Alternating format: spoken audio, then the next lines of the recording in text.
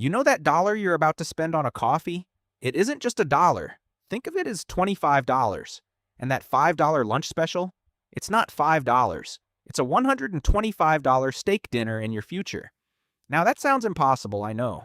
But it's the simple, hidden math that helps explain how some people build wealth while others don't. Every time you spend a single dollar, you aren't just losing that $1. You're giving up what it could have grown into. And today we're going to do the math. We're all taught to think about money in a pretty basic way. You see a price tag, it says $1, and you decide if the item is worth a dollar to you. Right now. But you're seeing the number on the tag, not the potential of the money itself. The real cost of any purchase isn't just the price. It's what that money could have become if you had put it to work for you. Economists call this opportunity cost. The question isn't, what does this cost me today? But what is this costing my future self? So how does $1 turn into 25? It's not magic.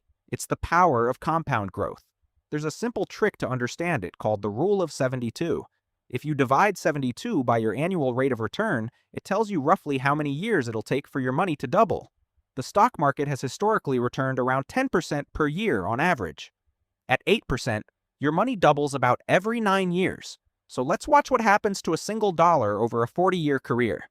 That $1 becomes 2, then 4, then 8, 16, and finally over $20.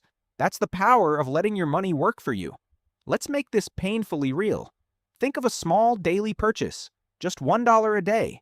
$1 a day is $365 a year. Over 40 years, you'll have spent $14,600. That's the price on the tag. But what's the true cost? If you had invested that dollar a day instead at 8% market return, that habit doesn't cost you $14,600. It costs you nearly $100,000 in future wealth. Suddenly, that $1 treat doesn't seem so cheap.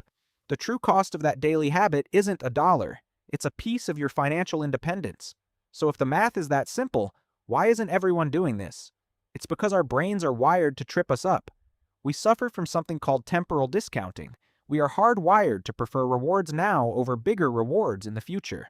The pleasure of a $5 coffee today feels real and immediate, while the idea of having $125 in 40 years feels like a distant fantasy. We trick ourselves into believing that tiny amounts don't matter, but we forget about the most powerful force in finance, the compounding effect. The point isn't to make you feel guilty or tell you to never buy a coffee again.